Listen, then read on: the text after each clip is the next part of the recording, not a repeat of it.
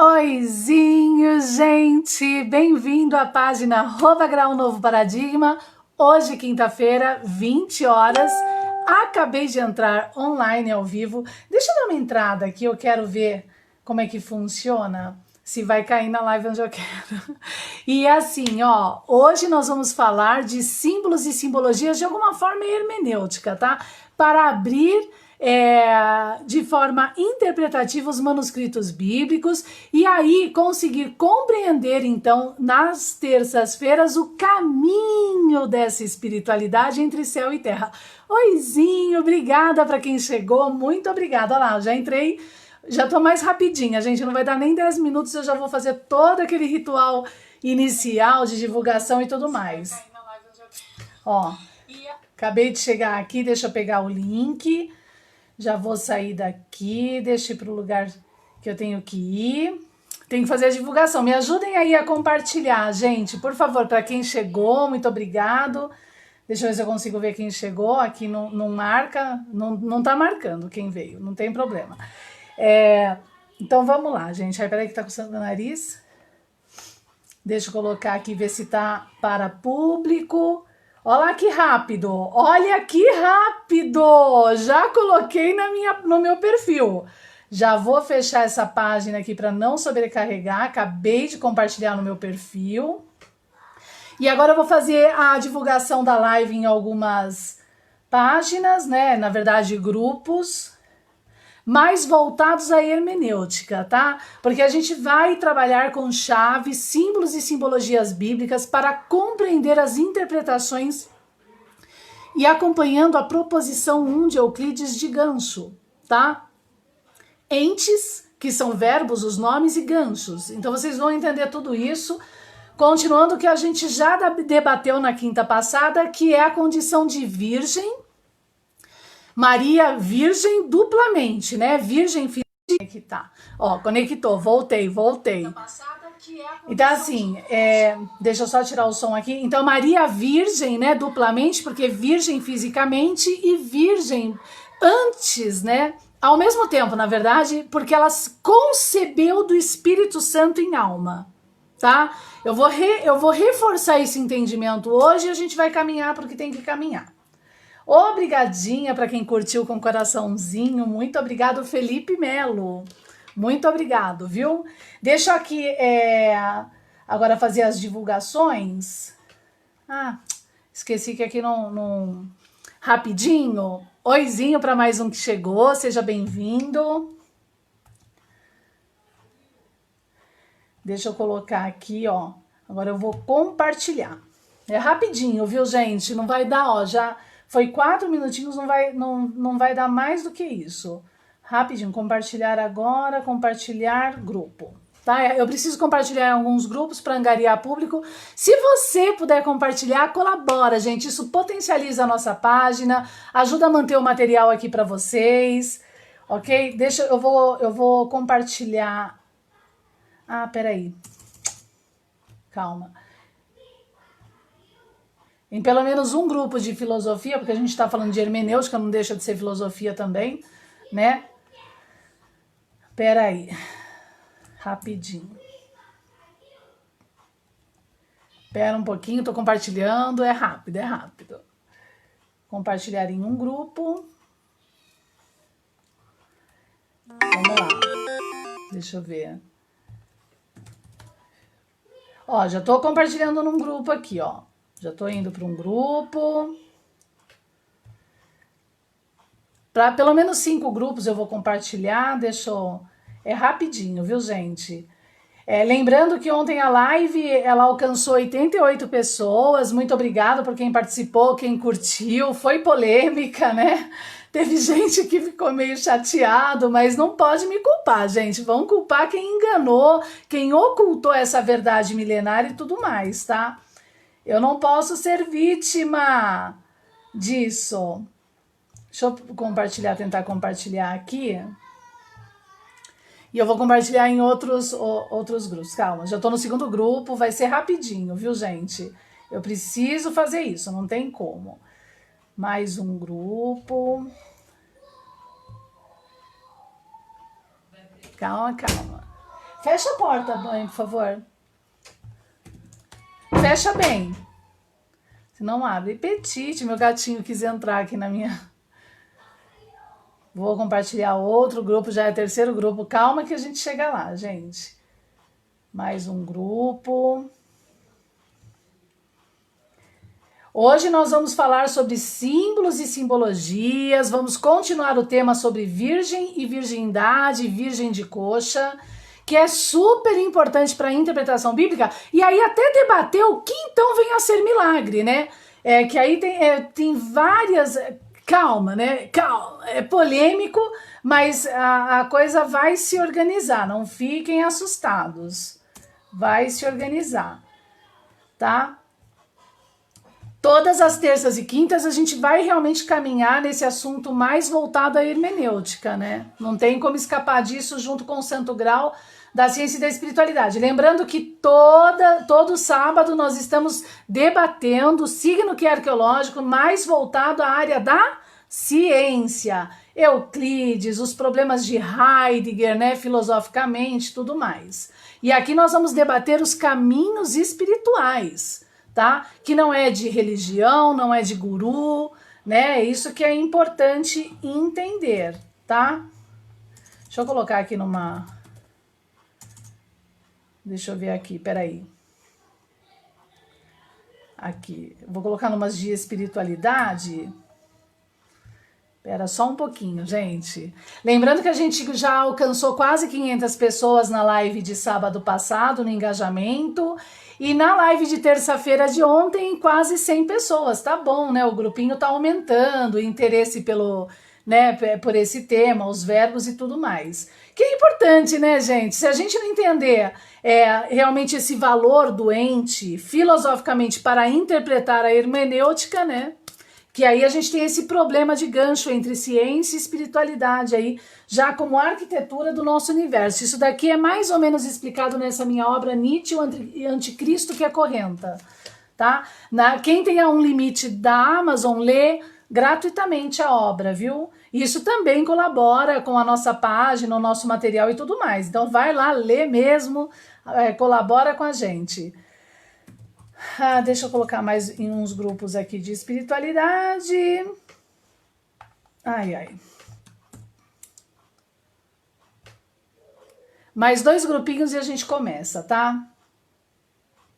Essa entrada aqui, me deixa tão não sei se ansiosa, sabe? Mas eu fico tão, meu Deus do céu, tem que ser rápido. Deixa eu ver, vai dar 10 minutos, mais um grupinho. Eu me esforcei para fazer assim nesse time mesmo, para não ficar difícil para ninguém, viu? Porque ficar aguardando essa parte, eu acho, e não entrar direto no assunto, nem sei se eu divulguei agora em 2 grupos iguais. Bom, gente, deixa eu entrar aqui agora na minha live. Oi, deixa eu tirar o som, peraí. Deixa eu tirar o sonzinho. Nem sei se eu divulguei. Tá, então vamos lá. Oizinho, já tenho 3 pessoas aqui na live, muito obrigado. Podem curtir, compartilhar, tudo isso potencializa a página @Grau Novo Paradigma e colabora para que o nosso material se mantenha online e para você, tá bom? É especificamente para você. Ok? É sempre bom ter outras, né? Eu não diria opiniões, porque essa coisa da opinião é um pouco perigosa, lá que vem dos problemas dos fragmentos de Parmênides, né? Mas outras perceptivas, tá bom? E aí, tendo uma perceptiva outra, né? Algumas vão se comprovar e outras não, na relação agora estoica de linguagem da nossa vida e tudo mais. E isso, obviamente, junto com a arqueologia e a historicidade, né? Tudo que a gente está fazendo aqui. Aí fica o homem a sua livre escolha de escolher os caminhos que ele quer, né? Lembrando que a liberdade da escolha, gente, ela é realmente livre. A única liberdade do homem, ele tem liberdade em escolher, mas não a consequência. A consequência, ela sempre vai estar atada ao que você escolheu. Olha que coisa linda! Então é assim, você é livre para escolher, tá? Mas, uma vez escolhido, a consequência, seja para o bem, seja para o mal, ela tá atada a sua escolha. Então, por isso que a escolha ela deve ser, sim, sempre muito responsável e consciente, tá? E isso são defesas eleatas não parmênicas junto com aqueles que são os clássicos modulares e que carregam o santo grau, esse signo que é arqueológico e que desde a época de Adão vem aí sendo camuflado, né? Transformado em culto, que tem como simbologia Peor e tudo mais, tá?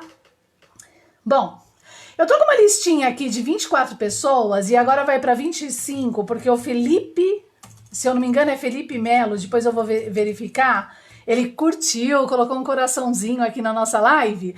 Então, essas 25 pessoas, mais as pessoas que curtirem, que compartilharem a live de hoje, vão participar em breve de hoje vai estar valendo, tá? Então até sábado ou domingo vão participar de um sorteio, tá? Que eu vou estar fazendo aqui na página @grau Novo Paradigma, ao qual você, o vencedor, vai ganhar um cupom de desconto do curso 1 de Euclides, que valendo R$35 vai custar apenas R$12 para você adquirir o curso, tá bom?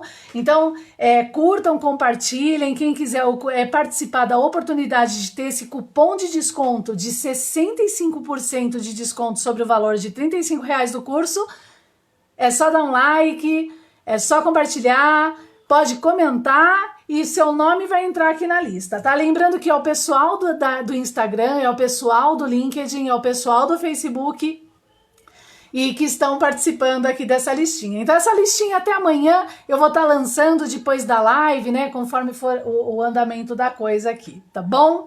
Então vamos lá, gente. Eu vou entrar aqui numa página para iniciar uma sala iniciar um vídeo, tá? Então vai ficar dentro de um grupo, como uma sala de vídeo a live, dentro do meu perfil já está divulgada e vai estar também na nossa página no Facebook, tá? Deixa eu só colocar o título.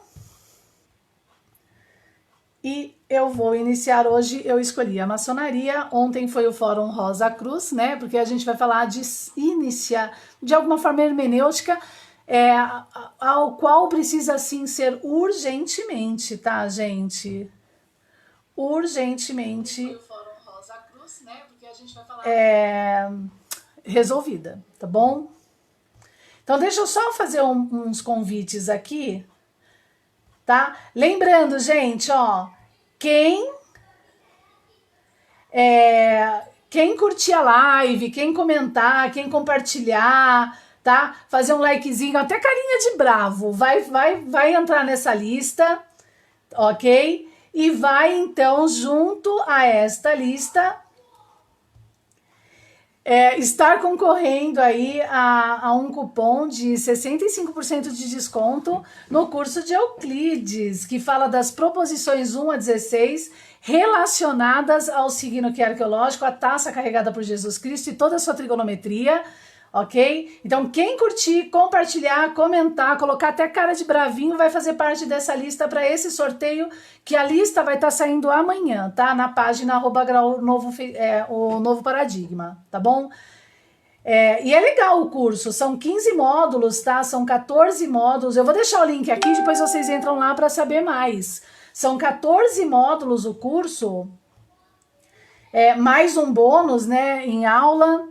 E lá, por exemplo, já logo na primeira proposição de Euclides, a gente consegue compreender, ok? Nessa proposição de gancho que a gente vai estar usando muito aqui para a interpretação bíblica, a gente consegue compreender por pulso, taxonomia sistêmica, aonde que Einstein enxergava os Einstein's Roses, né? Que descreve o pulso, tempo e espaço do nosso universo e até, de alguma forma, os buracos negros, por assim dizer, né? Então lá é uma pontinha de iceberg da perceptive da coisa para se entender também Euclides, a sua obra Elementos, que nada mais foi do que um resgate por taxonomia sistêmica, que é a resistência da compreensão da taça carregada por Jesus, tá? E hoje tá bem legal, gente. A gente vai entender essa época maravilhosa que foi de Jesus Cristo, tá?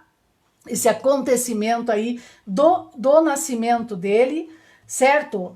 ao qual é confundido nesses templos para arrecadação de dízimo ou culto de homem triturado na cruz, reclamações de Lutero.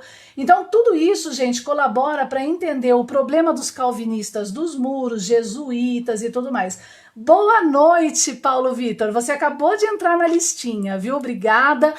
Eu tô divulgando aqui que quem compartilhar, quem comentar na live, quem colocar um coraçãozinho vai estar participando, tá? Do sorteio numa listinha. A gente já tá com uma lista de 25 pessoas. Até amanhã eu lanço essa lista em @grau novo paradigma e você participa então desse sorteio, ok? Ganhando um cupom de desconto do curso 1 de Euclides, que de R$ 35 vai ficar lá só R$ 12, tá? Essa é uma taxa única, ok? E aí você vai ganhar. E se você não quiser comprar o curso, você pode dar de presente o cupom para quem você quiser. Aí a pessoa entra lá, coloca o valorzinho do cupom que você vai ganhar e ganha esse descontão legal. Olha lá, de R$ 35 vai ficar só R$ 12, gente. R$ 12 só, tá? Obrigada, viu, Paulo Vitor? Boa noite, muito obrigado por estar aqui. Então, hoje nós vamos debater símbolos e simbologias, tá? Símbolos e simbologias, continuando a quinta-feira passada, que nós debatemos sobre virgem, virgem de coxa e virgindade. Então, hoje eu vou reforçar mais chaves para a interpretação bíblica e aí começar a entender o que realmente vem a ser milagre, o que é o surdo, coxo e manco, para se entender aqueles que vão representar em Apocalipse, né? Os que vão cavalgar com cavalo branco e são virgem de coxas, ou seja, não corruptíveis, tá? Lembrando, gente, que eu convido vocês a ler Lucas 11 e a confirmação pela boca, né, pela profecia, pela voz de Jesus Cristo, daquela que vem no juízo, que é a rainha do sul. Após elas, vêm os ninivitas, ok? Ela para esta geração e eles nesta geração, sabe? Tem toda uma interpretação lá também e que traz o quê?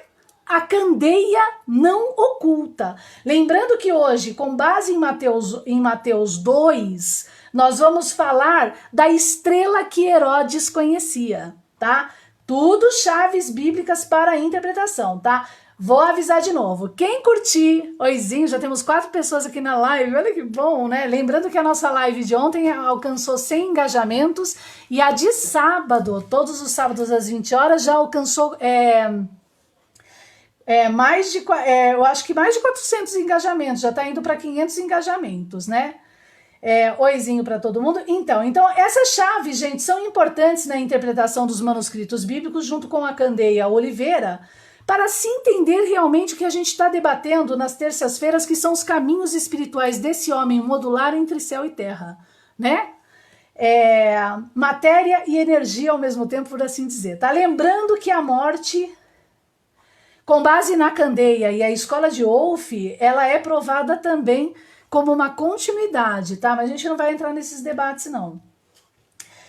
Mas hoje é símbolos e simbologias. Bom, acho que eu já convidei bastante gente, já deu, né? Vamos que vamos então, gente. Vamos ao tema símbolos e simbologias para interpretação da Bíblia, tá? Então deixa eu mostrar aqui o resumo da coisa. Então hoje nós vamos eu vou reforçar a condição de da virgindade de Maria. Nós vamos abrir profecias de Isaías após eu abrir várias importâncias de chaves entre Mateus 1 e Mateus 2. E aí chegando em Isaías, com a candeia, nós vamos fazer um cálculo com a candeia, que ela tem uma proporção 3:1 de corte, que eu vou estar explicando. Deixa eu até explicar já. Deixa eu colocar aqui, né? Todo mundo já conhece o signo arqueológico. Se não conhece, vai em @grau novo paradigma ou novoparadigma.online, em webinários, vai lá, assiste o Santo Grau para entender esse signo arqueológico e tudo mais, tá?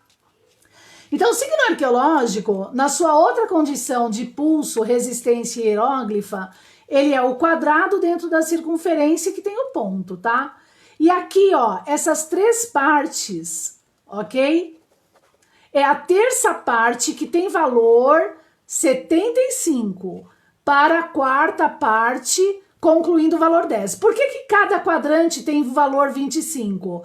Porque aqui na corda 5, 5 horizontal, nós temos o valor 50 dividido por 2. Então, que é uma leitura euclidiana pitagórica, que no curso 1 de Euclides vocês vão entender tudo isso, tá? Então aqui, ó, 25 mais 25 mais 25 é 75, e aqui, então, a sobra de um quadrante das 4 partes, tá? Então, essa sobra de 25, que é o momento também de convergência do próprio sistema em compreensão e entendimento, é a quarta parte. Então, a quarta parte, ela já tem uma significância. Brigadinha para quem curtiu, você entrou na listinha também para concorrer ao curso, tá? Ao desconto do curso, um descontão, hein, de R$35, R$12. Vai pagar só uma taxa única. Então, veja bem, ó, a quarta parte, nessa condição perceptiva da resistência, da res corpórea, que é um sistema do signo arqueológico, que é a taça carregada por Jesus, que é arqueológica e tem trigonometria, ela nada mais nada menos significa, saindo da terça parte, que é o triângulo, uma convergência, uma costura para um novo momentum, né, de novas 4 partes ou uma área, por assim dizer, tá? E que tem uma relação, por incrível que pareça, com o Teorema de Pitágoras, mas que eu não vou estar explicando aqui, porque aí seria uma outra live, tá? O importante é entender que das 3 partes, a quarta parte, ela tem um pulso de convergência, ok? Quando 75 mais 8 vai entrar aqui para 83, que é um valor importante que aparece muito nas estelas antigas, então quer dizer que convergiu para iniciar um novo pulso e um novo corpo. Ou seja, na condição da proposição 1 de elementos, tá? Isso é importante entender, tá? Nós estamos então aqui, ó, na quarta parte é o peixe, que pode ser o olho também, hieroglificamente, o peixe, ó, tá? Desse corpo, nós estamos tendendo a um salto para esse corpo. Ou no mesmo corpo, nós estamos nos equilibrando entre potências mais e potência menos da coisa, tá? Ou saltando de um corpo para o outro corpo por ausência, né, por excesso de negação desse corpo agora, né, ou por excesso por exemplo, excesso de amor, eu tô tendendo à possessão. Se eu tenho excesso, se aqui é o amor, eu tenho menos amor desse lado e mais amor desse lado, o mais amor tende à possessão, que é um outro ente. Então, com mais amor eu entro nesse gancho estou tendendo à possessão, ok? Se caso é menos amor aqui e mais amor aqui, eu estou tendendo ao ódio. Não quer dizer que eu sou ódio, eu estou tendendo, então quer dizer que eu estou aqui no olho, tá? Ou se esse corpo todo agora é apenas amor, né, na condição de verbo, então sendo mais amor e menos amor aqui, eu estou modular, porque eu estou entendendo a potência do amor em mim, tá? Então isso é importantíssimo como perceptiva, tá? Para então agora compreender todos esses nomes, chaves bíblicas e tudo mais. Então a gente vai estar, e aí quando eu falar aqui, explicar essa parte de Maria e os ganchos desses nomes e desses valores numéricos dentro do manuscrito através de Mateus, a gente então indo para Isaías vai abrir os 1265 dias através de um valor que ele dá, que são 65 anos, tá? E aí, tendendo à compreensão que a gente vai chegar nessas quintas-feiras, a compreensão dos virgens de coxa, que é super importante. A gente vai entender simbologicamente o que é a coxa, simbologicamente o que é o virgens, mas vamos passar por várias simbologias e chaves bíblicas até então, tá bom? Então vamos lá. Em Mateus, vamos para Mateus, deixa eu entrar aqui na Bíblia. Em Mateus 1, o que a gente tem? Lembra? Vou reforçar a aula anterior. Nós temos o livro da geração de Jesus Cristo, tá?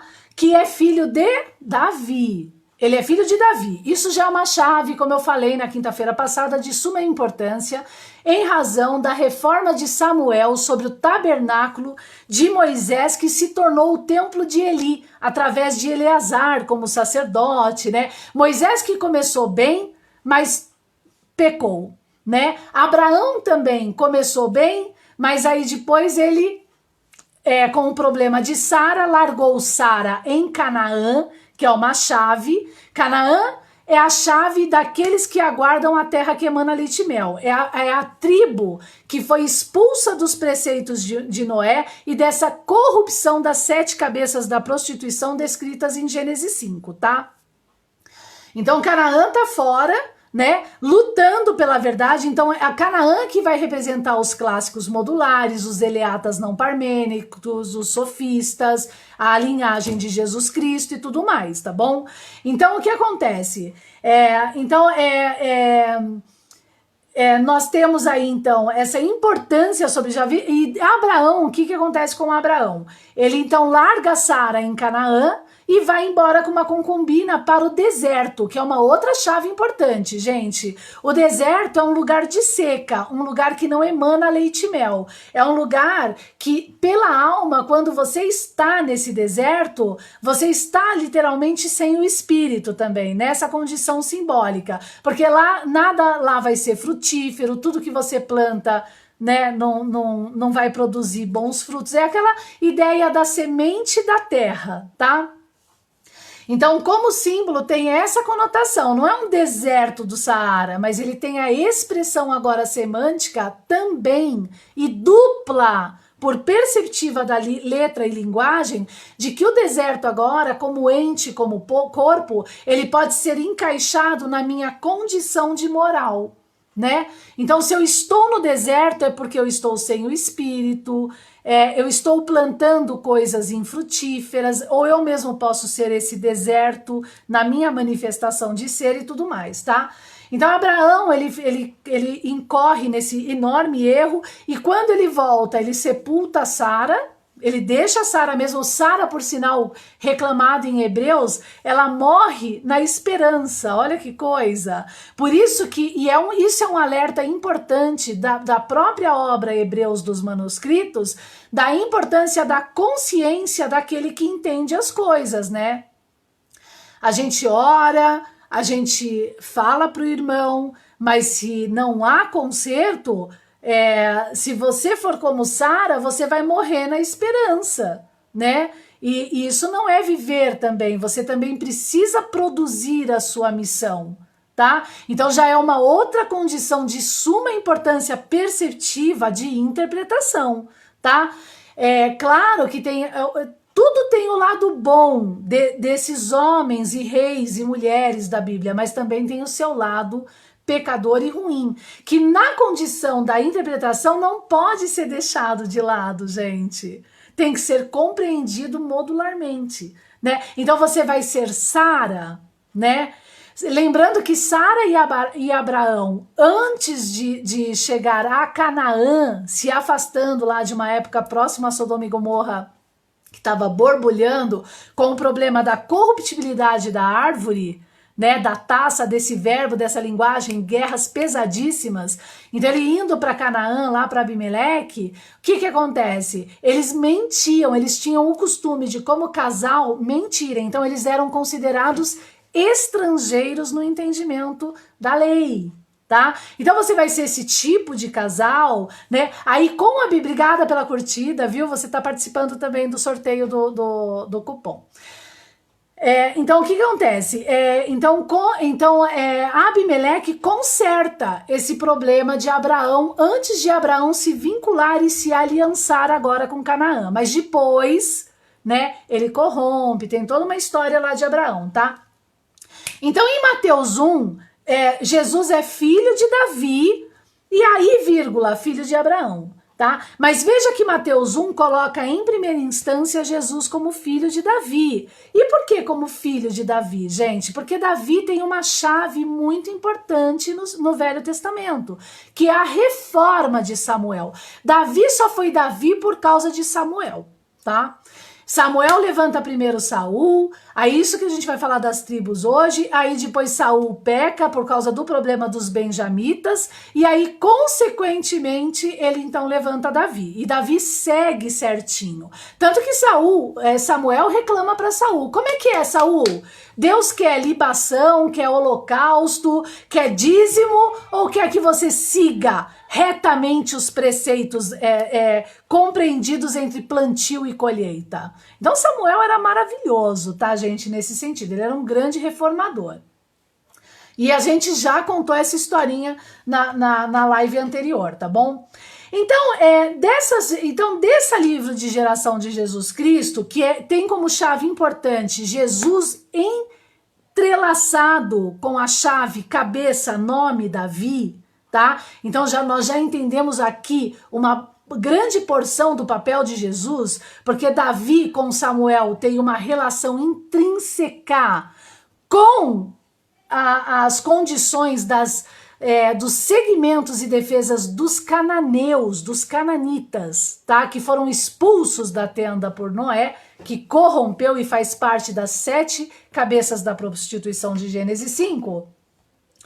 Nós temos então 3 gerações de 14 nomes, tá? E a primeira começa com Abraão até Davi, e aí os outros 14 nomes de Davi até Jefté, se eu não me engano. Peraí, não é Jefté, é Josias, peraí. Que é super importante entender, tá? Davi, que é até a reforma da Babilônia, que vem a ser de... Peraí, eu não marquei aqui, mas eu vou pegar aqui que eu sei que eu abri o... deixa eu ver se tá aqui. De Josias, tá? Que é então esse segundo momento das 14 gerações. Aí dessa reforma de Josias, do problema de Babilônia até Jesus, nós temos mais 14 gerações. São 14 de Abraão a Davi, 14 de Davi a Josias e de Josias a Jesus mais 14.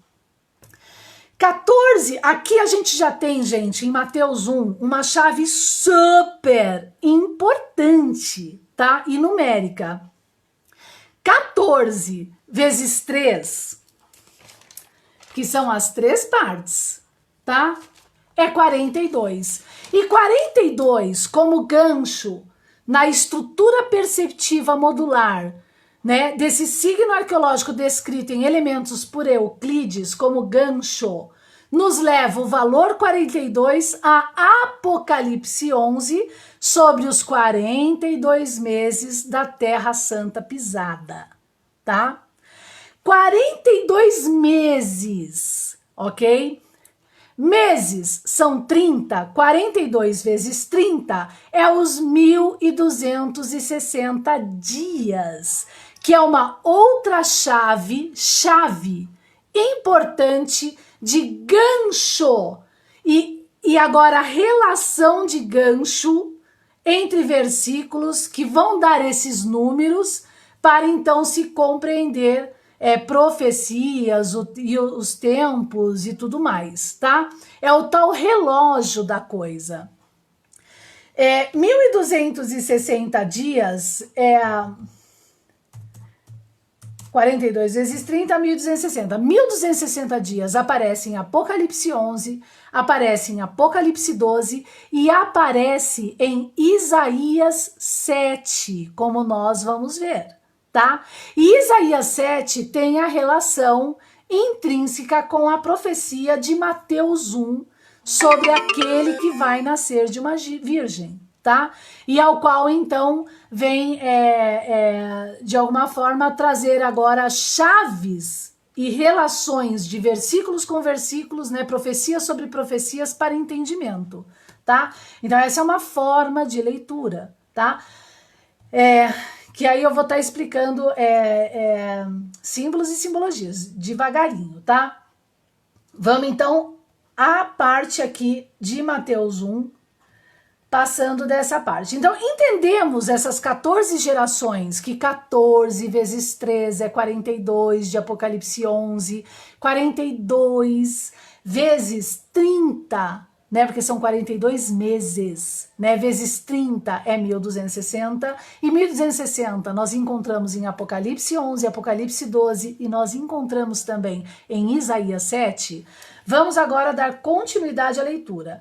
Ora, o nascimento de Jesus Cristo foi assim, Mateus 1,18, que estando Maria, a mãe de Jesus, sua mãe, desposada, noiva de José, antes de se ajuntarem, ela achou-se ter concebido do Espírito Santo. Eu expliquei na live anterior, tá? Lembra? Quem que era José? José, ele foi gerado por um nome, uma chave importante que é Jacó, tá? E lá agora, se eu não me engano, é Lucas 1, nós temos então, através de Zacarias, se eu não me engano, né? Deixa eu ver aqui o nome dele. Isso eu falei na live anterior, mas só vou dar uma reforçada para a gente conseguir dar andamento, tá? É rapidinho. Então, em Lucas 1 aqui, né? No nascimento de João, que vem antes de Jesus, né? Nós temos em Zacarias aquele que é sacerdote de um templo, tá? Sacerdote de um templo, ao qual, nesse templo, conforme Lucas diz a Teófilo, esse Zacarias e a mulher dele eram realmente retos no caminho. Eles seguiam intrinsecamente as reformas de Samuel e, de alguma forma, da época de Davi, ao qual tem uma relação intrínseca a Josias, antes do nascimento de Jesus, em mais ou menos meados de 700 antes de Cristo, criando a reforma deuteronômica, tá? O que essa reforma deuteronômica é? Nada mais do que o resgate da interpretação daquilo que realmente foi Deuteronômios, que nada mais é do que o povo de Canaã pegando Moisés e o fazendo por juízo, e levando ele ao final de Deuteronômios até o monte para fazer o que Moisés fez com Arão. Matou Arão para tirar as vestes de Arão e passar essas vestes para Eleazar. E por isso que eles pegam Moisés e falam: olha a terra prometida. E Moisés olha: você não vai entrar. E ali naquele monte morre Moisés, tá? E depois por Deuteronômios, Moisés ser julgado à frente de todo o povo de Israel, tá? De todas as tribos. Lembrando que Moisés já fez, já na rebelião de Coré, já fez aquele show de horror, porque Moisés começou bem, gente, depois ele virou um tirano fora de série. Tanto que Deuteronômios, para quem lê realmente com olhos, começa assim, tá vendo? Isso que é seguir o homem, entende? Isso que é seguir o homem. Então essa reforma deuteronômica de Josias é de suma importância, porque ela vai resgatar toda essa perspectiva junto com a taça. A taça antes de Jesus carregá-la, tá? Já compreendida pelos sofistas, eleatas, contra um império Aquimênidas que está se levantando, e futuramente Parmênides, tá? Futuramente a tirania dos 30 de Aristóteles. Então esse era o borbulho da época, tá bom? E esse Josias, então, nós temos aqui algumas controvérsias agora da interpretação, que eu não vou entrar em detalhe, mas nós temos uma estátua de Josias ao lado de Manassés, tá? E aqui nós já temos um problema, que aí a gente não sabe se Josias realmente tende a uma verdadeira reforma deuteronômica eleata não parmênica, ou tende para uma reforma apenas monistas dos preceitos de Moisés, tá? Então isso fica em aberto, né, para se entender então Josias, que é uma importância férrea, né, para se compreender, para se abrir as chaves, ok? Isso aconteceu antes do nascimento de Jesus. Voltando lá a Lucas 1, então esse templo, gente, que tá Zacarias e que Lucas está falando, olha Teófilo, eu vou dizer quem era Zacarias. e aí nasceu João, e depois de João veio Jesus, né? Então deixa eu te explicar como é que foi. Zacarias e a mulher dele eram retos no caminho, eram retos, só que eles não tinham a fé que Maria tinha. É isso que ele fala aqui em Lucas 1, tá? Essa fé que Maria tinha. E como ele era grande, Zacarias, porque ele era de um sacerdócio, tanto que ele entrou no templo enquanto a multidão aguardava a confirmação fora desse templo. Tá? E aí veio o anjo, confirmou que através dele, com a esposa dele, se nasceria João. E ele desacreditou, por isso que ele teve que ficar mudo, por assim dizer. E automaticamente, esse anjo foi então até Maria. E aí a gente volta para Mateus 1, tá? E ali, então, estando Maria, né,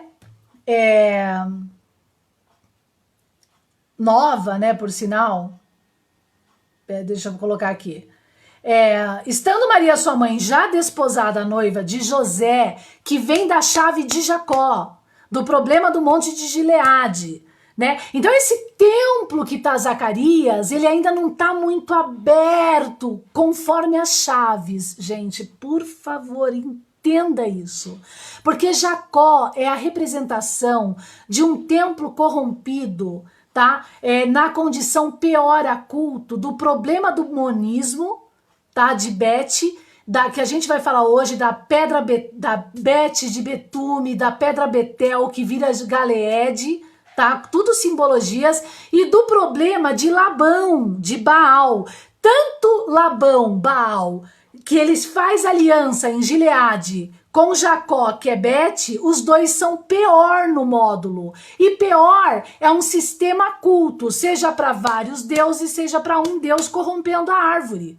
Então, se José carrega o nome como pai em Jacó, na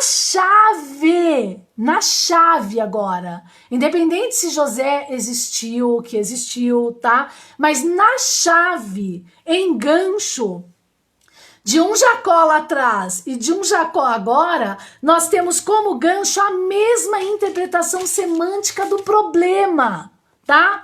Que é o que eu venho explicando aí da condição de leitura dos entes. Deixa eu achar uma folha em branco aqui. Lembra? Seja Lameque do passado, Lameque do presente, a condição semântica e interpretativa é a mesma. Essa é a chave da coisa, tá? Então eles têm um gancho.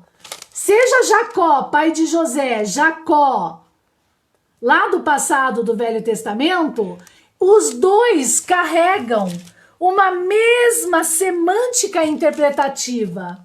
E o que é? Jacó não arrependido, o problema dos poços de Jacó.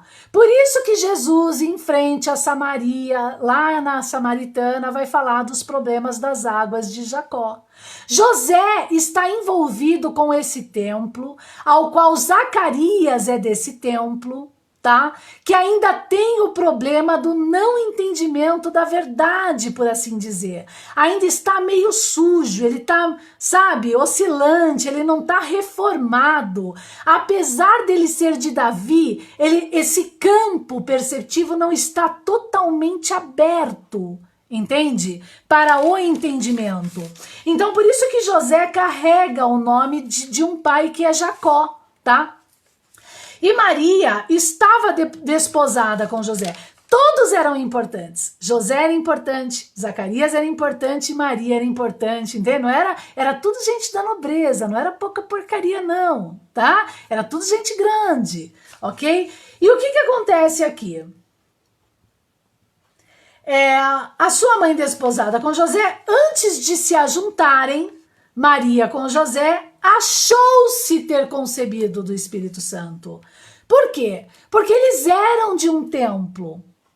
Eles seguiam as ordens, as leis hermenêuticas da coisa, né? E como Lucas descreve a Teófilo, eles eram de um reto caminho. Porque Zacarias era assim. E Zacarias, como a mulher dele, que teve João, pregava dessa forma. entende? Para esse povo, ao qual participava essa nobreza, tá bom? Da onde Jesus vai nascer, tá? Para também agora, como um esperado, filho do homem, tá? Então ela achou-se ter concebido do Espírito Santo, né? Ou seja, você não concebe hoje, o meu colega, o colega que prega Jesus, você não concebe do Espírito Santo? O que você está pregando que ela concebeu o filho sem ter coito? Hã? A semente do Espírito Santo não é plantada em você de forma a você se conceber do Espírito Santo. E o que nós debatemos na semana passada? Na quinta-feira, Chebran Chevalier, né? Que a virgindade é aquele local, a substancialidade, o apeiron, por assim dizer, virgem, é aquele abismo ou aquele logos que não está conecto ao mais amplo, né, do universo, que é o espírito, e aí recebendo uma semente da pomba, né, do espírito de alguma forma, então concebe agora desse espírito. Você é que nem o botão de rosa que se abre, beleza? Então concebe. Então vem a manifestação, tá? Mas essa manifestação, como a gente vai debater em terças-feiras, existem regras para estar.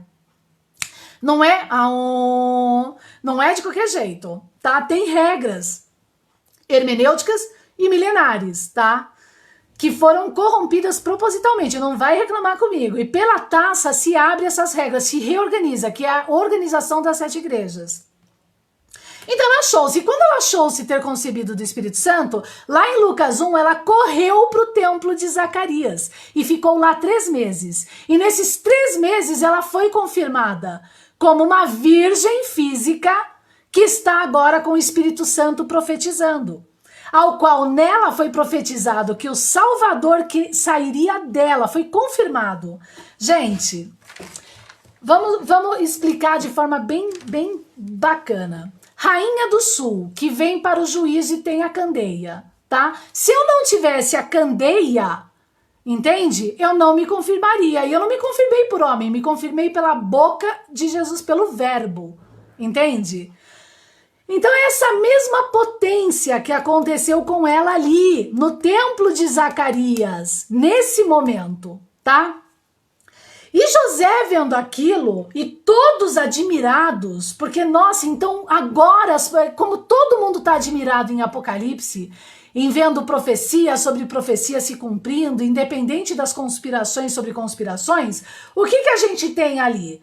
A gente então José que já é seu marido, ele não é mais desposado, noivo, tá? Como era justo, tá? E não queria infamar Maria, intentou deixá-la secretamente. Porque ele falou, nossa, se eu mexer, Maria já é virgem, se eu mexer com Maria, ela vai perder o Espírito Santo. Essa é a condição da coisa aqui. Porque ela já está concebida pelo Espírito Santo. Ela é uma profetisa, entende? E das fortes, ok? E o que acontece nesse momento? E projetando ele isto, eis que em sonho lhe apareceu um anjo do Senhor, e dizendo, José, filho de Davi, ele deixou de ser filho de Jacó, tá? Então o anjo e o sonho, através do sonho, confirmou que José seguiria com Maria. Para você ver o respeito e a justeza de José. Tá? Por mais que ele amasse Maria, a condição de profecia estava acima, de esperar o Salvador acima. Então ele temeu em infamar esse processo profético e sujar Maria. Então ele intentou secretamente largar Maria. E pelo fato de secretamente intentar nisso e vir em um sonho a palavra para ele, é o que confirmou a ele essa condição de continuar com Maria, tá? E ele disse, não temas receber para coito, né, querido? A sua mulher Maria, tá? Porque é nela, porque o que nela está gerado é do Espírito Santo. Ela é do Espírito Santo e tudo que será gerado dela será do Espírito Santo. tá bom? Então, essa importância... Ai, tô gostando aqui, desculpa. Essa importância dupla doente entre virgem de alma e virgem casta é importante, tá? E aí, por sinal, a gente vê muito crente falando, né, que infelizmente as evangélicas, por causa do problema dos reformadores dos muros, que são os calvinistas, né, já era, né, essa que é a verdade, não tem nada a ver com Lutero. Então, o que a gente vê? A gente vê muito crente falando assim, né, gente? Tipo, olha, com Cristo já é difícil, imagina sem Cristo, né? Ou seja, com o Espírito Santo já é difícil, imagina sem o Espírito Santo, né? Nessa luta, entende?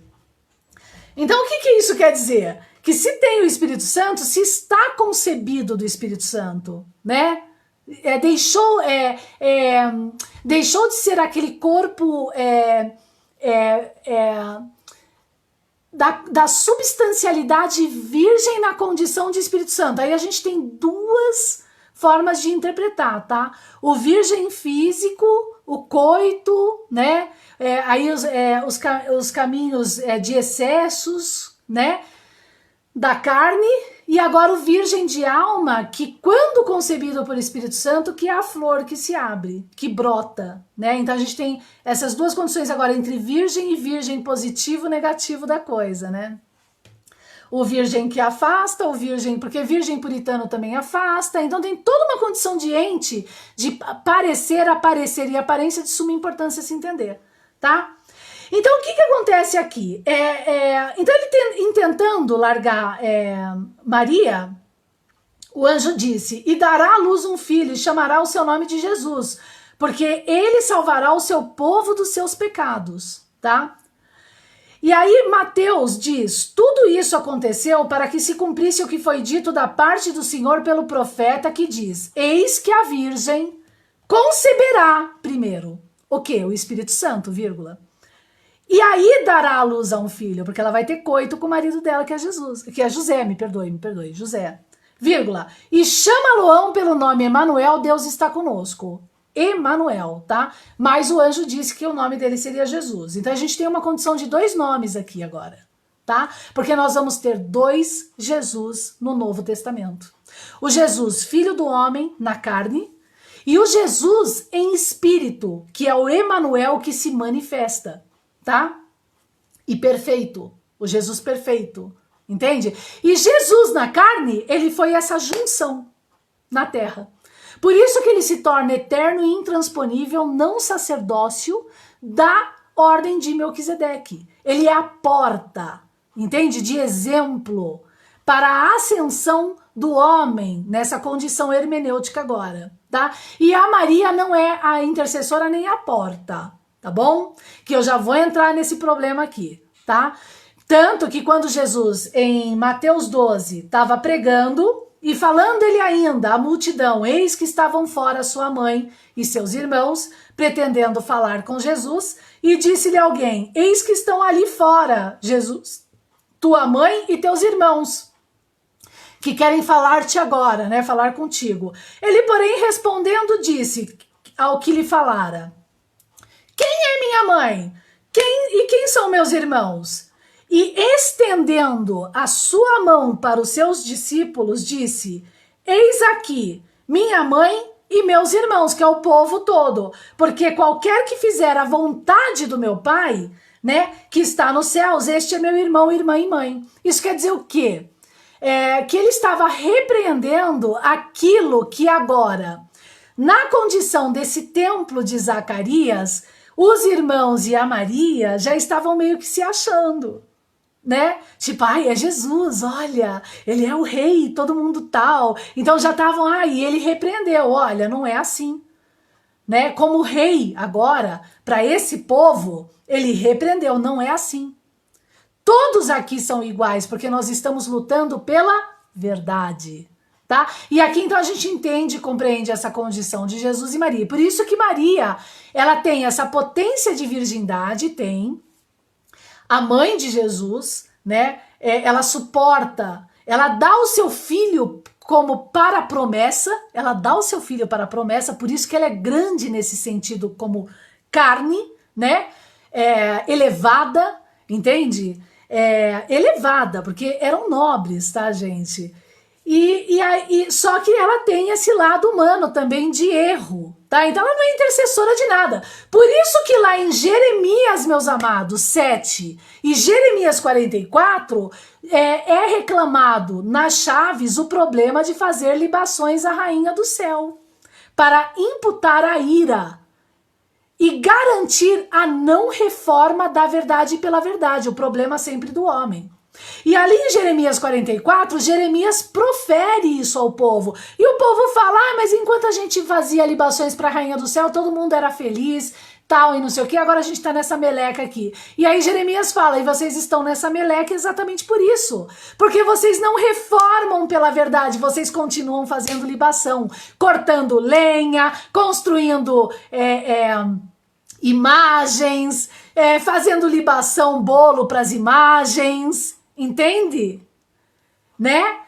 E não compreendendo a potência de Maria como mulher para entendê-la no tabernáculo como exemplo e ser na terra. E ser na terra esse exemplo, entre céu e terra. Terra e céu. Modular. Com essa taça. Tá? Então isso é super importante. Entende? Então, por isso que lá em Lucas 1, Lucas 11. Vamos para Lucas 11. Eu tô abrindo chaves, tá? São símbolos e simbologias, tá? Sobreposto, junto a, representando pessoas na Terra, mas hermeneuticamente agora é uma condição metafísica da coisa, ao qual esse nome pode te representar, tá? Ao qual já representou outros, né? Então, Lucas 11 lá. Se eu não me engano é 18. Não, não é. Deixa eu colocar aqui, peraí. Então tá lá, e ajuntando-se a multidão lá, começou a dizer, maligna é esta geração, ela pede um sinal, a geração, essa geração é maligna, ela pede um sinal, e não será dado outro sinal, senão o sinal do profeta Jonas, tá? Porque Jonas, gente, tem um peso também de nome super importante na interpretação. Ele se negou a levar a árvore para aquele povo, os ninivitas. Até que ele foi triturado pelo poder de Deus para ser o mensageiro. E aí, quando ele foi o mensageiro para aquele povo, os ninivitas, dessa verdade da taça arqueológica, né, da reforma, e o povo entendeu, ele saiu da cidade todo, sabe, ai, olha lá, tá vendo? Agora o povo tá todo lá, eu só levei na cabeça, né, além de carregar esse anel, né, essa simbologia para explicar pro povo, e agora tô aqui, ó, sem ser ninguém. E aí, aí o Espírito de Deus vem sobre Jonas e fala, Jonas, como é que é? Porque ali a gente tem, no final de Jonas, o livro, uma importância de peso e medida violenta para se entender a personalidade e o caráter de Jonas. Você tá preocupadinho em ser, meu filho? Ou você tá preocupado com a reforma, querido? Entende? Então os ninivitas serão maior que Jonas, né? Porque Jonas tinha esse problema de caráter. Se não entender isso, quem é você com o nome? Que proteção você tem também com essa certeza? Né? E querendo ser, né? Querendo ser. E ainda pior, né? Querendo ser e descumprindo, pior do que aquele que descumpre Zacarias pedindo dízimo em templo para dizer de um Jesus sem saber dizer, fazendo libação para a rainha do céu, descumprindo Jeremias 44. Então é que atire a primeira pedra agora, esse circo e pão mundial, um para o outro, né? Qual é que é? Né? E lá em Jeremias 44, o povo fala, ai Jeremias, você tá falando tudo isso que nem essa rainha do sul aí do juízo, tá? E a gente vai continuar fazendo a libação, entende? A gente vai continuar, entende? Tudo bem. Aí Deus fala, então não reclamem. Aí Jeremias profetiza o Apocalipse, em Jeremias 44, vai lá dar uma lida, tá bom? Então, eis que o povo é maligno. Então, vocês terão o sinal do profeta Jonas. Porquanto, assim como Jonas foi um sinal para os ninivitas, assim o Filho do Homem será também para esta geração, tá? O Filho do Homem, né? O será também para essa geração, Jesus. Aí, a rainha do sul se levantará. Eu estou no sul, tá? Se levantará no juízo com os homens desta geração. Então a rainha do sul se levantará no juízo, no Apocalipse, com os homens dessa geração e os condenará. Não é o que eu tô fazendo? Né? Não é o que eu tô fazendo? Não é assim que tá a coisa? Tudo por causa do quê? Da candeia. Pois até dos confins da terra veio ouvir a sabedoria de Salomão. Como é que é? Salomão, a gente está debatendo sobre Salomão, o problema de Salomão e de todos os reis, tá? E eis aqui está quem é maior do que Salomão, Jesus Cristo, tá? Aí 32, Lucas 11, 32. Os homens de Nínive se levantarão no juízo. Aí os homens de Nínive, tá? Que são maiores que Jonas, se levantarão no juízo também com esta geração. Então veja bem, a rainha do sul se levanta no juízo com os homens desta geração, ok? Gente, o problema é esse. Então eles acordam.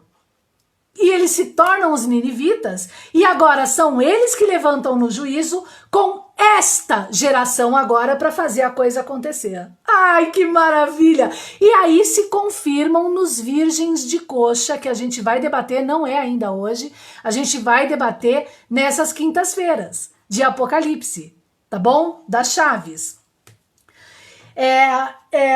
E a condenará. Né? Eles são mais fortes que a Rainha do Sul, eles são gigantes, mas eles precisam do centro da Rainha do Sul, tá? Que está com Jesus Cristo.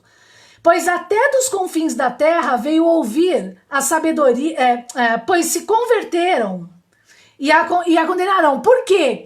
Os homens de Nínive se levantarão no juízo com esta geração agora, depois da rainha, e as condenarão. Em uns vídeos anteriores eu errei, eu achei que eles vinham antes, tá? Mas eu errei, tudo bem, eu não tenho problema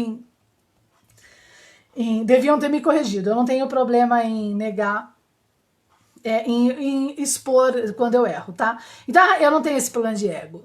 Então a rainha do sul, e os homens de Nínive se levantarão no juízo com esta geração e a condenarão, ponto e vírgula, pois se converteram com a pregação de Jonas. E eis aqui está quem é maior do que Jonas, tá? Porque eles entenderam a árvore, porque a rainha do sul reforçou esse entendimento, tá?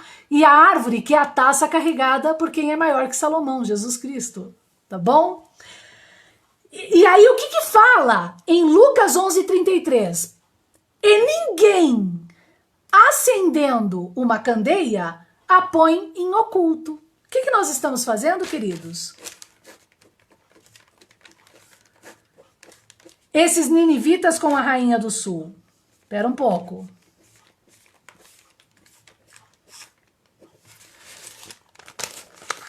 Não estamos acendendo a candeia? Amém por isso. Tá bom? Quem me confirma é a arma e a armadura. Tá? Não é boca de homem nem de ET. Tá bom? Ok? É o próprio verbo. Tá? E aqui tem os poderes das profecias. E existem portas para ela se manifestar e que tem que ser limpa na casa. Tá? Nessa hermenêutica agora, tá bom? E que eu não temo entrar nesses caminhos de perceptiva, tá? Viu que não é a que vai fazer entrar no Conecto, tem muita regra, o caminho é estreito para se chegar a esses nomes, tá? E o que eu acredito começa pela sinceridade, não é nem o desejo. Por isso que essa teoria da quântica vem com a porta deseja, porque quanto mais você deseja, mais você se afasta da substancialidade, da altura e da proteção. Mas tudo bem, isso fica em aberto, tá? A gente vai estar abrindo símbolos e simbologias até aqui, tá bom? Então tá, então isso é importante, certo? Voltando lá a Mateus 1, né? E José lá com aquele problema, né? Então, entenderam o poder do que estava acontecendo na época de José? Essa confirmação de Maria, tipo, nossa, olha só, Maria que era virgem, tá? Eu não sou Maria, tá? Maria, Apocalipse 12 não é Maria também, é de Apocalipse, é a do juízo, tá? Então assim, Maria que era virgem, né? E ela concebeu o Espírito Santo. E aí, sendo virgem fisicamente, com o Espírito Santo agora nela, José ficou assustado. Falou, meu, eu não vou sujar, porque é profético. Era esse peso e medida da época. E o sonho se confirmou, né? E aí, então, José ficou com Maria, tá? Então, tudo, e dará à luz um filho e chamarás o seu nome Jesus, porque ele salvará o seu povo dos seus pecados. Então, o Salvador vem de Maria, José, mas você faz parte, fique tranquilo. Não largue a sua mulher, pode ficar com ela. E tudo isso aconteceu para que se cumprisse o que foi dito da parte do Senhor pelo profeta que diz, que é uma chave de gancho. Primeira proposição de Euclides. Eis que a virgem conceberá, vírgula, e dará à luz um filho, vírgula, e chama-lo-ão pelo nome de Emanuel, vírgula, esse Emanuel e Jesus é uma condição de ente importante, porque essa sobreposição entre hermenêutica, caminho de espiritual para abrir para se ter um nome, tá? Que não vai vir ao caso agora, que traduzido é Deus conosco, e José despertando do sono, né? E que aqui a gente tem uma dupla condição do ente do sono na interpretação.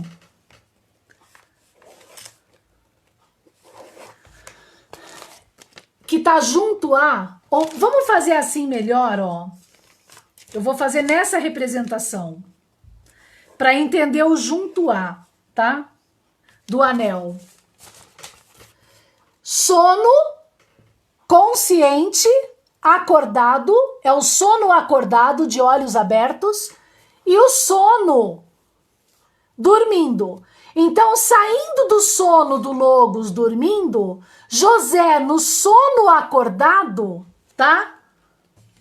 Fez como o anjo do Senhor lhe ordenara. Então recebeu a sua mulher para o coito. Olha que belo. Tá bom? Porque ele foi confirmado. Então ele saiu aquele sono que não é cegueira, né? Tipo, porque ele tá em Jacó ainda. Ele não tá entendendo, ele não tá concebido, né? E aí ele foi confirmado. Então José, aqui em Mateus, José o justo, ele tem esse peso e medida da coisa. Olha que belo. Olha que homem. Entende? Colocando a profecia com respeito, entende? Sobre todas as coisas fora do... Mesmo tendo esse problema de gancho com o nome Jacó. Tá? Então esse é José o justo, que lá na congregação de Pedro, lá que Paulo apóstolo reclama do problema dos 120 vezes 7 a curva é a cabeça de uma das cabeças da prostituição Cainã gerando Malalael. Então lá naquela congregação de 120 homens de Pedro, eles jogando dados, e Deus não joga já dados, chutaram José o justo, o pai de Jesus, da congregação, que não era um Zé Mané, era um cara da nobreza, junto com Zacarias, os caras eram grandes, Maria também, tá? Jogaram e botaram um tal de Matias para levantar a igreja lá, tá? Do problema que já estava vindo lá de Josias, da reforma deuteronômica, que já vinha lá do problema da mesa de Moisés, levantando o cálice, e da rebelião de Coré, conforme Judas, um livro antes de Apocalipse, nosso tempo agora, vinha lá do problema de Moisés levantando um cálice, uma taça, sem números. Que aí então é os poços que abre e fecha, porque a tampa de um poço aqui, das águas desses poços de Jacó, que Jesus fala para a samaritana, corre lá, que tem um gancho agora, a samaritana, que ela tem um gancho com a lenda de Osíris, porque ela não tem rei, não tem marido, com Miqueias 4, com Rainha do Sul e com a mulher de Apocalipse 12. Ela tem um gancho agora simbólico dos nomes e das letras, tá? Bom, entendendo isso, então,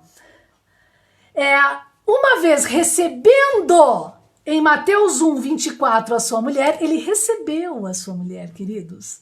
Ele recebeu a sua mulher para o coito, tá? Não a conheceu depois daí até que ela teve a luz.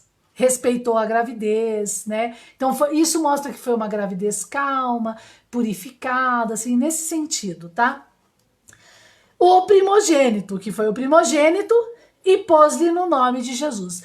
A condição de primogênito é super importante, porque a gente vai entrar nas simbologias de Belém e Efrata agora, e do problema da primogenitura, que é o que vem, então, em todo o Velho Testamento, corrompendo, né, esse tabernáculo, tá bom, da coisa.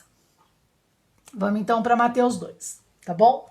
E depois de Mateus 2, a gente, obrigada, quem curtiu, você vai participar, tá, do cupom, do sorteio do cupom, a listinha vai sair amanhã, tá? Todo mundo que curtir, compartilhar, comentar, colocar carinha brava, vai participar de um sorteio que a gente vai fazer em @grau novo paradigma, de um cupom, tá? Para que você tenha um desconto sobre o curso de Euclides, que é uma taxinha única de R$35 e vai ficar só R$12 e alguma coisinha. 65% de desconto no curso, olha que legal. E você vai ter esse curso por 60 dias, são 14 módulos mais um módulo bônus, tá? Vale a pena, tá? Fazer esse curso lá, tá bom? Então vamos lá, gente, Mateus 2. E tendo nascido, olha que belo, mais chaves para se abrir. E tendo nascido, finalmente, Jesus em Belém da Judéia, no tempo do rei de Herodes, que todo mundo sabe quem é Herodes, né? Que era ali a nível Nabucodonosor para pior, né? E ele que cortou a cabeça de João, ele era um terrorista, tá? Eis que uns magos vieram do Oriente. Da onde eles vieram? Do Oriente, não foi do Ocidente, do Oriente. Então, era do Oriente, né? Lá do Oriente, o nosso querido Herodes, tá? A Jerusalém, tá? Dizendo, onde está aquele que é nascido rei dos judeus? Mas não é esses judeus fariseus, tá? É desse templo de Zacarias aí, que já tem uma outra, é uma estrutura eleata já não parmênica, tá? Que está sendo confirmado, que está aparecendo os símbolos e as simbologias, as taças, elas estão vindo à vista, tá se entendendo as coisas, o porquê das guerras, do poder, da corruptibilidade dos Césares, é um outro borbulho, tá? Porque vimos a sua estrela lá no Oriente e viemos a adorá-lo, tá? O que é a estrela, queridos? O que é a estrela que abre e fecha do anjo da Filadélfia? Que ninguém abre, ninguém fecha. Que tem o pulso, a resistência, a em trigonometria, de abrir e fechar conforme a gente debateu ontem. Nada mais é do que da taça 1, 2, 3, 4, 5, 6, 7, 8, duas cartesianas sobrepostas, 1, 2, 3, 4, 5, 6, 7, 8, com os números, a estrela que abre e fecha. Por quê? 6, rateado para dois lados, se abre para 3 e 3. Ao mesmo tempo, 3 com 2 se fecha em 5, que então é aquela condição da descrição dos Einstein's Roses, das ondas que vocês vão conhecer lá no curso 1 de Euclides, tá? Ok? A estrela que abre e fecha, que ao mesmo tempo é a roda. Como é que se inventou a roda? Não foi uma genialidade rara. Se tinha a estrela. E os magos viram a estrela. E entenderam essa trigonometria e falaram, meu Deus do céu. Então, cadê? que a gente, porque vimos a sua estrela no Oriente, viu, judeus? E viemos adorá-lo. E o rei Herodes, ouvindo isto, perturbou-se, e toda Jerusalém com ele, né? E congregados todos os príncipes dos sacerdotes e os escribas do povo, perguntou-lhes onde havia de nascer esse Cristo, tá? E Cristo, tá? Que é o cristogramo, né, se eu não me engano, de Constantinopla lá, de Constantino, nada mais é do que a coroa. Não é uma coroa? Que tem a mesma conotação da árvore do bem e do mal, que nasce da árvore, ou a coroa que se torna espinho, né, ou a coroa de luz, tá? Então Jesus, por trazer a verdade, recebeu uma coroa de espinho, né, do povo e do poder. E por isso que esse sangue derramado vai ser cobrado sobre o povo em Apocalipse e sobre o poder, tá? Olha que coisa. Bom, e congregados todos os príncipes, os sacerdotes e os escribas dos povos, perguntou-lhe onde havia de nascer o Cristo. E eles lhe disseram, em Belém da Judéia. Então, gente, a gente tem que ir para Belém da Judéia. A gente tem que entender esse Belém da Judéia, tá bom? Vamos lá, então. Belém da Judéia. Belém da Judéia. Deixa eu descer aqui. Então a gente relembrou a virgindade de Maria, a confirmação do anjo, o nascimento de Jesus, os magos que vêm de Oriente, agora a gente vai entender o Belém da Judéia, tá? A primeira coisa que nós temos que encontrar em Belém, dentro da Bíblia, é o nome Belém Efrata, tá? Que é falado em Miqueias e em outros versículos, tá? Por que em outros? Porque tirando Belém do módulo, Belém, Efrata. Efrata, presta atenção, que é uma chave simbólica super importante de gancho de entendimento. Efrata é o local que Raquel morreu ao dar à luz a Benjamim, tá? E então foi enterrada na estrada de Betel. Pronto. A gente tem Raquel, Benjamim e Betel, tá? Quem era Raquel? Mulher de Jacó. Da mulher de Jacó, Jacó tinha duas mulheres, Leia e Raquel. E era a mulher preferida de Jacó, que não tinha filhos.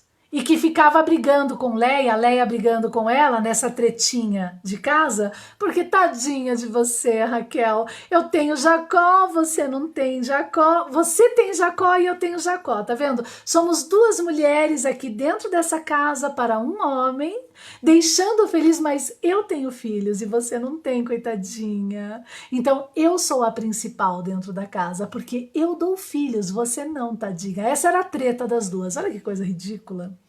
Veja que, como exemplo em Jesus, não há duas mulheres numa casa, porque, por sinal, isso é um versículo que sai dentro da própria Bíblia do problema desse tipo de casa, ao qual gera sempre confusão, né? Entende? Então, por isso que é um homem para uma mulher para um homem, constituindo uma família, né, gente? Pelo amor de Deus, né? Tá? Isso é um óbvio. Então, o que acontece lá? Então, dentro dessa tretinha, né, que, eu tenho, você não tem, eu tenho, você não tem, então a Raquel, coitadinha, era toda coitadinha, tá? E aí, finalmente, ela conseguiu ter o primeiro filho dela, que é José. E isso irou profundamente todos os 10 filhos de Jacó, de Leia, que eram de Leia, e de algumas concubinas, não eram todos de Leia. Por quê? Porque José, não sendo primogênito que nasceu daquelas duas mulheres, era o primogênito de Raquel. Olha a confusão!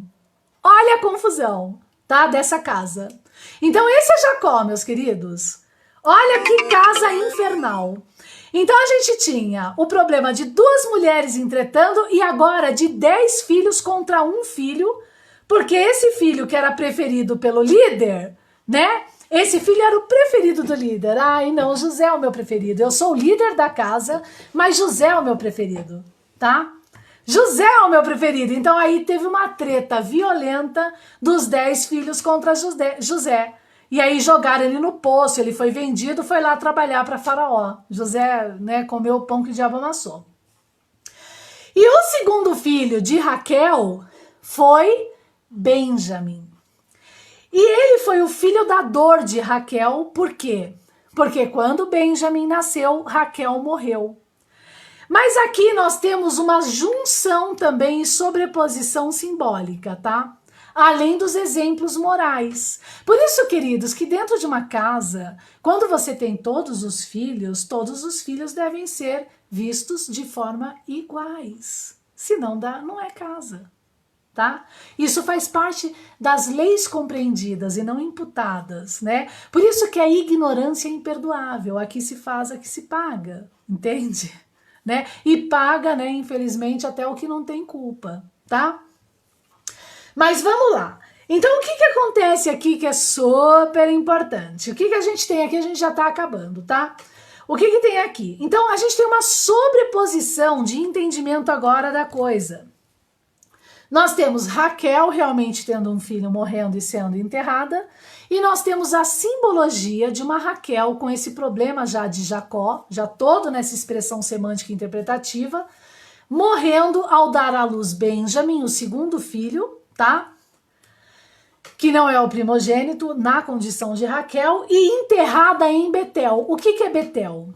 Betel vem de Bet, vem de betume das torres de Babel de Nimrod, da Arca de Noé, betume da Arca de Noé, corrompida. Então se corta a madeira dessa árvore para se construir uma arca, mas não explica para o povo que madeira é essa, dessa árvore, que é trigonométrica, arqueológica, que tem trigonometria e constrói ciência, tá? Então essa pedra, que deveria ser luz, tá? Porque aqui a gente tem um quadrado. Essa pedra deixada de esquina, que é uma pictografia, um hieróglifo para entendimento, ela deixa de ser luz, o que era considerada luz na estrutura de cidade de Canaã, repudiada por Noé, e passa a ser Betel. Passa a ser Betel, tá? Essa pedra. E Raquel é enterrada onde? Depois que ela tem Benjamim, o filho da dor, em Betel. Quem que Benjamim vai representar? Saul. Saul, quem faz aliança e mantém as alianças de Baal em Peor, combate Peor dos problemas daquela pedra que de Betel, na relação em Gileade de Labão e Jacó, vira Galeede, vira Peor, templos de culto, e depois, né, futuramente vai virar na mesa de Moisés um tabernáculo de candelabros sem números, tá? Então Benjamim representa isso, tá bom? E representa quem? Saul, não representa Davi, tá?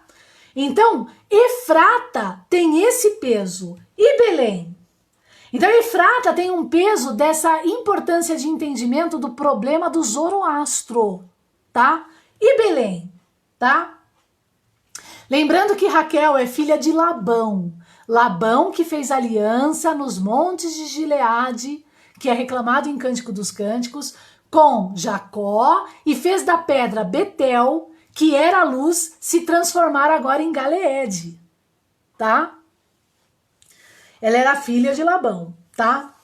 Bom, Jesus nasce em Belém da Judéia, tá? Que vai ter uma relação com Belém Efrata, e entendendo o problema de Efrata agora, né, dessa mãe enterrada em Betel e do problema de Benjamim como tribo, né, a gente tem então,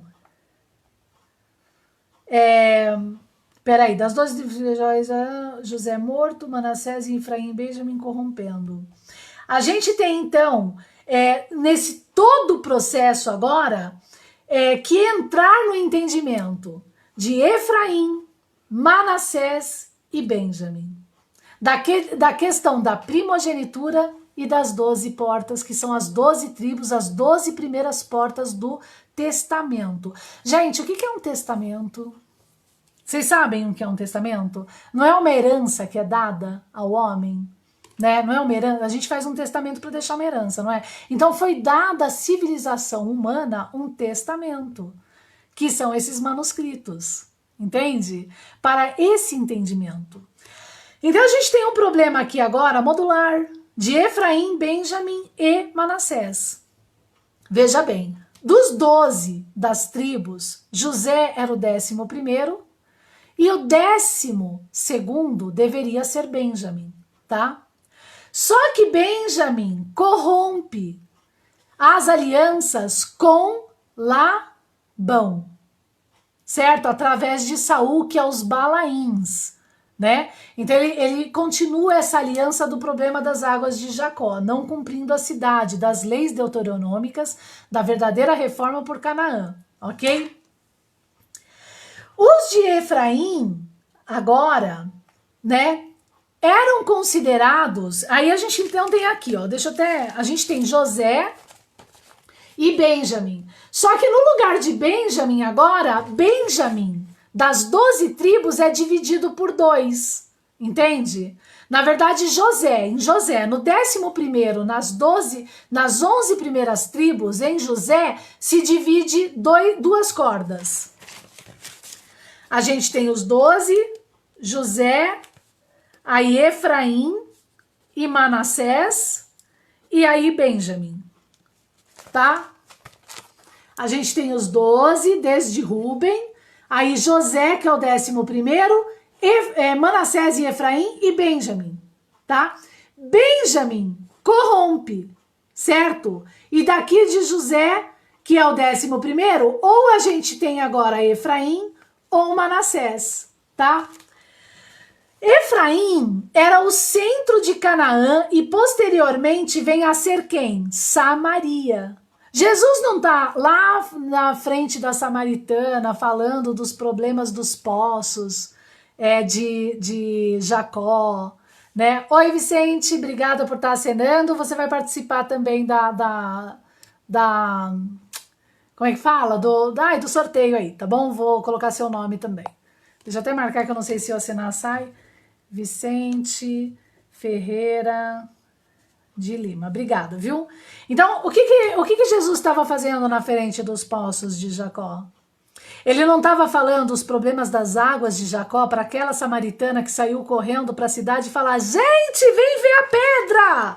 Vem ver o candelabro com números! É isso nosso passado! E tudo mais, tá? Então, Efraim era o centro de Canaã e posteriormente vem a ser Samaria, dessa chave de gancho agora, tá? Que eu acabei de vos explicar, né? Dos samaritanos. E ele não é o primogênito. Jesus era um primogênito. Efraim não é o primogênito. E é ele que é abençoado por Jacó, que já tinha o nome de Israel porque se tornou arrependido. Né? Nessa confusão agora das primeiras tribos, de Rúben a José aqui, tá? Efraim, que não é o primogênito e é abençoado como primogênito, e sai fora Manassés, e o problema de Benjamim, continuando os problemas dessa pedra Galeede aí, unido aos de Balaim. Continuando Bet e o Baal, pior da coisa. O monismo que é falseado, e o politeísmo que é falseado, e que vem sendo como segmento esse monismo até os calvinistas do muro, tá? Que não é Lutero, tá bom? Que reformam Lutero, tá? Criando aí essas evangélicas. Bom, então, dos Efraíns era diferente, os Efraíns eram diferentes dos israelitas, tá? A gente tem um problema em Efraim agora. E foi no monte de Gileade. Olha outra chave, gente. Foi lá no monte de Gileade do problema da aliança zoroástrica, que futuramente é o Império Aquimênidas e o falso Veda. Disso nem fala de Krishna, entende? Que lá nas alianças de Labão e Jacó, nós temos Baal e Bet-peor, tendo continuidade como mesa e tabernáculo em Moisés e Josué, tá? Então os de Efraim, daqui ó, o que não é primogênito de José das tribos, tá? Nós temos então eles diferentes dos israelitas, e foi no Monte Gileade que eles lutam entre eles. Agora os israelitas contra os de Efraim. Olha que confusão. E por que que eles lutam? Na vida real. Hã? Por que que eles... E é bomba pra lá? Por quê? Porque existe um poder arqueológico. E o homem quer ser poder. Tá? Efraim, ele não está contado em Apocalipse. Tá? Isso tem que ser analisado, mesa, para limpar a casa aí, tá? Eu ainda não abri essa chave totalmente. Jefité, da tribo de Gade, né, que eu amo na minha obra, As Profecias de Armagedon, eu amo Gade, porque tem uma relação com a ciência, da tribo de Gade, que conflitua Jefité como juiz em Gileade, representando, em Gileade, deixa eu ver se ele conflitua contra Efraim, que é importante, é que eu não posso errar. Deixa eu só ver aqui Jefité. Peraí, rapidinho. Lembrando que a gente tem em Josias, da Reforma de Babilônia, aquele problema da relação de Josias com Manassés também, tá? Que isso tem que analisar. Deixa eu só ver aqui uma coisa, peraí. Já tá acabando, tá, gente? Então, Jefité aqui, ó. Assim expulsaram Jefité de Gileade. Ah, tá. Então, ele é expulso de Gileade.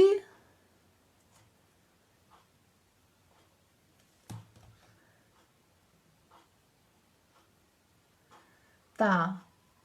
Peraí. Ó, ele é um personagem, Jefté, do Antigo Testamento, ele foi o 8º, o valor 8 é um valor importante, que é eterno, dá como nome de qualidade eterno, né? Ele foi o eterno juiz de Israel, né? O último juiz e o eterno, né? Então ele traz essa simbologia. Por um período de 6 anos, o valor 6 é importante, porque o valor 6 é o valor do poder da vara. Então aí a gente já tem uma característica em qualidade do codex e quantidade de Josué, de Jefté, tá? Entre a conquista de Canaã e o primeiro rei. Jefté viveu, ele viveu em Gileade e foi membro da tribo de Gade. E na divisão das terras de Israel, da tribo de Gade, a Gade é o 7º, também é um valor importante do Codex, que é a curva, ficou com a terra além do Jordão, a terra de Gileade, o nome de seu pai era também Gileade. Depois que expulso da casa seu pai, entraram em guerra com ele foi viver em Tobi, a leste, foi viver, os amonitas e não tinham nenhum homem das qualificações de Jefté, homem valoroso e guerreiro. Tá, então, segundo o historiador de Hebreus, quando os anciões de Israel suplicaram a Jefté que lutasse por eles, de início ele se recusou, pois quando ele for expulso por seus irmãos de sua própria casa, só um minuto, ninguém o ajudou, que era filho do primogênito, e que isso dava direito a ter partes. Todavia, quando Gileade, seu pai, morreu, Jefté tal, de lá... Então, Jefté, ele, se eu não me engano, deixa eu só colocar aqui. Jefté luta... Deixa eu ver aqui, peraí, só isso é importante. Efraim.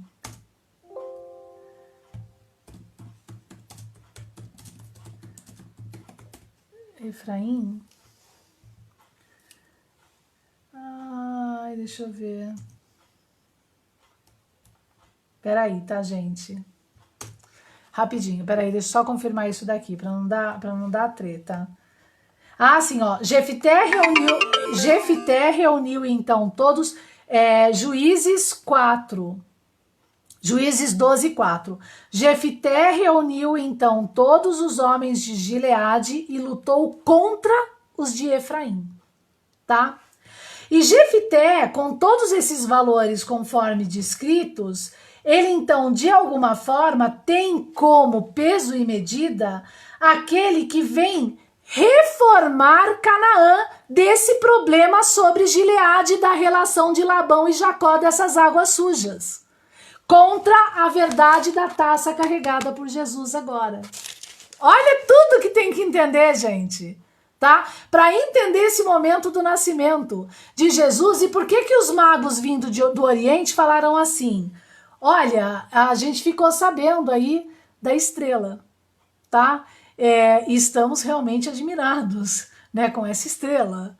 E a gente quer saber mais sobre esse Cristo agora, né? E aonde está esse prometido, tá bom? Olha o peso e medida da coisa. E o prometido era Jesus, filho de Maria, já confirmado pelo conceber o Espírito Santo, tá? E que agora devia ser protegido a todo custo, né? Para o cumprimento, então, de todas as profecias sobre profecias e que se cumpriram até o final, tá? E para então também, não só o cumprimento das profecias sobre profecias, como o cumprimento, depois de 2000 anos, daquela sobra da chave de Apocalipse, tá? Dessa hermenêutica, tá bom? Então, entendendo aqui essa relação agora do problema da primogenitura e agora dessas guerras das tribos, dessa ordem, que é então, o que se comprovou aqui com as chaves, meus queridos? Tá? Se comprovou com as chaves o problema da taça, daquela taça que José, pai de Efraim e Manassés, filho de Jacó, colocou dentro do saco falando que era adivinho. E mentiu para os irmãos já junto com o tiozinho do Egito lá. Porque como uma pessoa adivinha uma coisa que ela fez concretamente? Ele não adivinhou nada, ele colocou a taça dentro do saco e depois falou que adivinhava. Aí os seus irmãos se admiraram e aí eles fizeram aliança corrompida. Porque José mentiu ali, tá? Mostra esse caráter de José do problema das 12 tribos, dual. Né, que a gente tem o lado bom e a gente sempre tem o lado do homem enfraquecido. Então, se você tem o nome José, agora nessa hermenêutica, você vai ser, em primeira instância, o José justo, representando como pai de Maria na carne, ou você vai ser esse José da tribo, administrador da casa, já todo zoado, né? E na condição de um ou outro José, tá? Lembrando que o José é justo de Maria, como a gente viu, na sua potência, né?